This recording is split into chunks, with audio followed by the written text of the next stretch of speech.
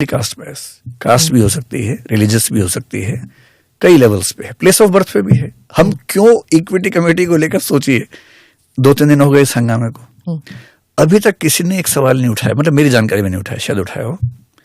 North east के 1-2 बच्चों के साथ दिल्ली में जो हुआ, हाँ, उससे बातें नहीं कोई कर रहा, जबकि इक्विटी कमेटी के प्रीएम्बल में रेस शब्द का जिक्र भी है, प्लेस ऑफ बर्थ का जिक्र भी है।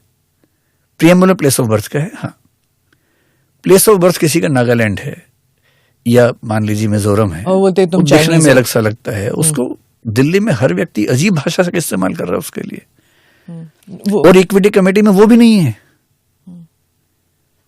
In the equity committee there is no representation for the people of different races, उस पर कोई बात ही नहीं कर रहा। इन गाइडलाइंस ने पहली बार जेंडर की बात करते हुए थर्ड सेक्स को भी लिया है, थर्ड जेंडर को भी लिया है, but there is no representation of third gender in the equity committee, उसी कोई बात नहीं कर रहा।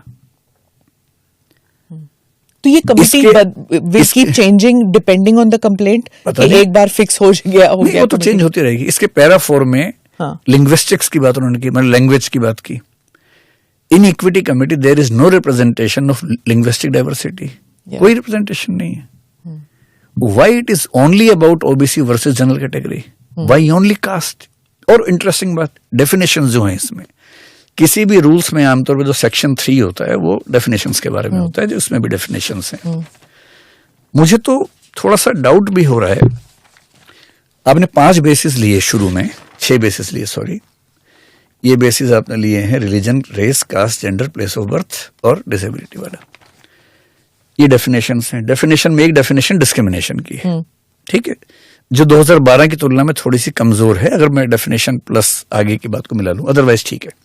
इसमें अच्छी बात है, एक्सप्लिसिट इम्प्लिसिट दोनों को जोड़ दिया, ये अच्छी बात है। ये अच्छी बात मैं कह रहा हूं, इससे बहुत हंगामा होगा, आप मुझसे पूछ लीजिएगा मैं क्यों कह रहा हूं ये बात, एक्सप्लिसिट इम्प्लिसिट वाली बात।